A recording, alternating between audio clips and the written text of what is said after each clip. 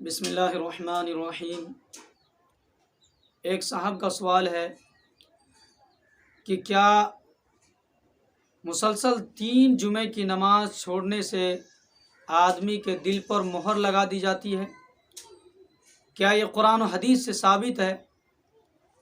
اور بعض عوام میں یہ مشہور ہے کہ جو آدمی مسلسل 3 جمعے کی نماز کو چھوڑ دیتا ہے تو وہ کافر ہو جاتا ہے۔ یہ بات کہاں تک صحیح ہے؟ بہت سارے آدمیوں نے اس کے بارے میں سوال کیا۔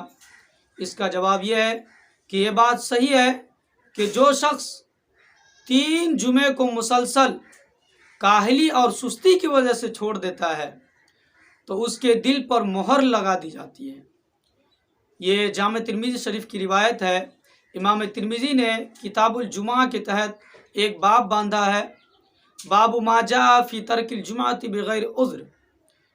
اس میں حضرت ابو الجعد زمری رضی اللہ عنہ سے روایت ہے کہ رسول اللہ صلی اللہ علیہ وسلم نے ارشاد فرمایا، من ترک الجمعۃ 3 مرات تہاونا بها طبع اللہ علی قلبہ، کہ اللہ کے رسول صلی اللہ علیہ وسلم نے ارشاد فرمایا کہ جو شخص جمعے کی نماز کو 3 جمعے کی نماز کو مسلسل کاہلی اور سستی کی وجہ سے چھوڑ دے تو اللہ تعالیٰ اس کے دل پر مہر لگا دیتے ہیں۔